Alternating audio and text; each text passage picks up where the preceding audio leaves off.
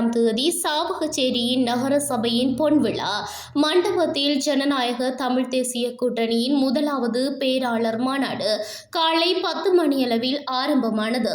இம்மாநாட்டின் ஆரம்பத்தில் ஜனநாயக தமிழ் தேசிய கூட்டணியின் இணைத் தலைவர்களால் மங்கள விளக்கு ஏற்றி ஆரம்பிக்கப்பட்டது. அதனைத் தொடர்ந்து தமிழ் தாய்ப்பாட்டு பாடப்பட்டதுடன் மிக சிறப்பாக ஆரம்பமானதுடன் இம்மாநாட்டில் கட்சியினர் எதிர்கால செயற்பாடுகள் தொடர்பாக கலந்துரையாடப்பட்டது. பேராளர் மாநாட்டில் ஜனநாயக தமிழ் தேசிய கூட்டணியின் இணைத் தலைவர்கள், கட்சியின் மாவட்ட இணைப்பாளர்கள் மற்றும் ஜனநாயக தமிழ் தேசிய கூட்டணியின் உள்ளூராட்சி சபை உறுப்பினர்கள், கட்சியின் முக்கியஸ்தர்கள் என பலரும் கலந்து கொண்டனர்.